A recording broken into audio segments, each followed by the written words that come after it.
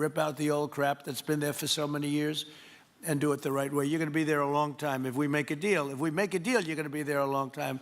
If we don't make a deal, you won't be there at all. It's, sort of interesting. But again, China and Russia would have been there if we didn't do this. And the other thing, people ask about the second wave. I don't think it's going to be necessary. We have an armada, a giant armada like nobody's ever seen in that part of the world. And it's stationed off the coast.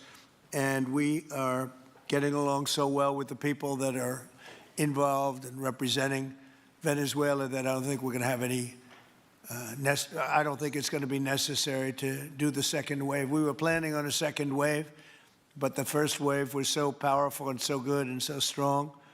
And frankly, the people in the country, they did the right thing. They were smart. They did the right thing. They didn't want to go through a second wave. But we've got a tremendous number of the most powerful ships in the world right there. I don't think we're going to have to use that. I'm happy to say that. I don't think we're going to have to use that at all. If I could ask Chevron, you did a great job. I want to thank you. And ExxonMobil, if you would say a few words, and then followed by Conoco, great companies, massive companies, great companies. Exxon, please. Sure. Thank you, Mr. President. I appreciate the invitation and the opportunity, frankly, for the entire industry to show up and provide a perspective. Frankly, we've been kind of unresponsive to the press regarding Venezuela. I guess today's the opportunity to address the press directly with respect to a number of questions that have been asked of ExxonMobil. First and foremost, obviously, is the interest that we have in Venezuela. And I think, the way I would position that, I think one of the reasons why we see many of the industry players here is we're in a depletion business for a product that is in great demand and will be in demand for many, many, many decades to come. And as a depletion business, the biggest challenge we have is finding resources. There's an opportunity in Venezuela with all the resources there is we don't have that challenge of finding, we have the challenge of developing those resources. So I think it's in the best interest of these companies and frankly society as a whole for the industry to be interested in understanding what the opportunity here represents.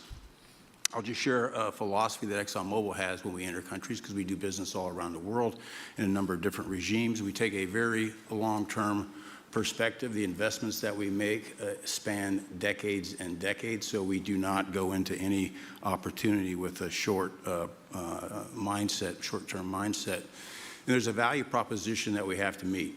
It has to be a win-win-win proposition. Obviously, it has to be a win for the company and our shareholders and to generate a return for the investments that we make. Has to be a win for the government. The resources are an important source of revenue that helps support the people of the places that we do business.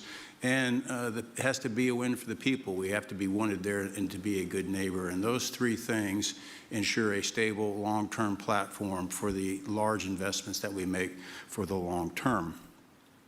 With respect to Venezuela in particular, we have a very long history in Venezuela. In fact, we first got into Venezuela back in the 1940s. We've had our assets seized there twice. And so you can imagine to re-enter a third time would require some pretty significant changes from what we've historically seen here and what is currently the state.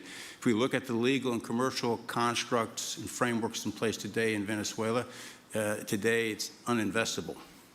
And so significant changes have to be made to those commercial frameworks, the legal system. There has to be